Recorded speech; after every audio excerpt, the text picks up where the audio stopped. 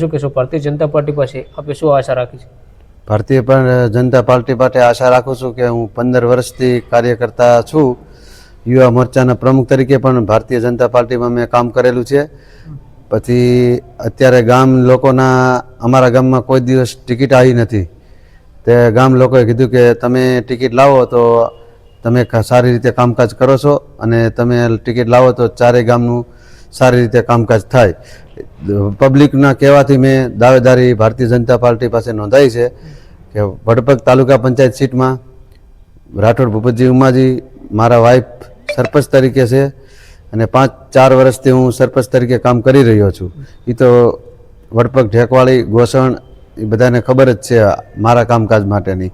ભારતીય જનતા પાર્ટીની કોઈ આજ સુધી એવી મિટિંગ નહીં હોય કે હું ત્યાં હાજરી નહીં આપી હોય.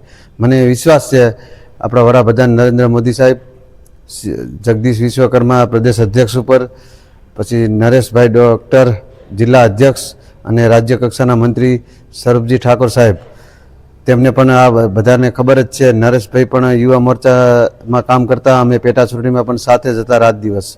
એટલે મને વિશ્વાસ છે કે ભારતીય જનતા પાર્ટી ઉમેદવારી મેં નોંધાઈ છે, મને ટિકિટ જરૂર આવશે.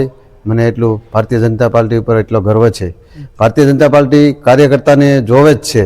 ઘણા લોકો વાતો કરતા હોય છે કે કાર્યકર્તાને કાંઈ ભારતીય જનતા પાર્ટી નહીં જોતી ને કામ કરાવે છે, એવું નથી. જે માણસ હંમેશા કામ કરે છે એની ઉપર ભારતીય જનતા પાર્ટી હંમેશા ધ્યાન રાખતું જ હોય છે.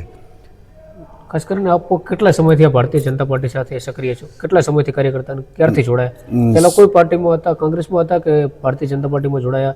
કોઈ પાર્ટીમાં જોડાયેલ નથી. 2011થી હું ભારતીય જનતા પાર્ટીમાં જોડાણો છું અને ત્યારથી આજ સુધી ભારતીય જનતા પાર્ટીમાં જ છું.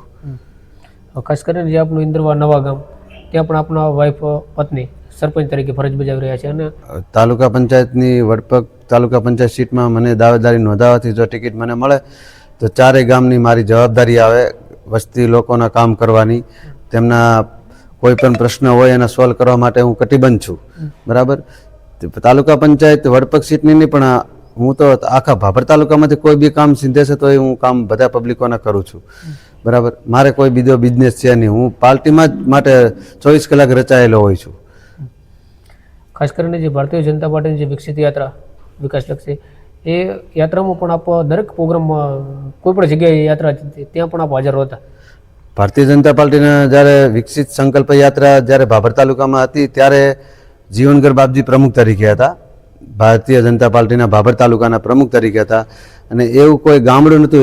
એને સાથે લઈને હું એક ગામડે મારી હાજરી હતી. એક ગામડે ભારતીય જનતા પાર્ટીમાં તમારી વાત સાચી છે. હું એક ગામડે હાજરી આપી એટલે તમને ખ્યાલ હશે. અને કાર્યકર્તાઓને મોટા આગેવાનોને બધાને પણ મારા કામની બધાને ખબર જ છે.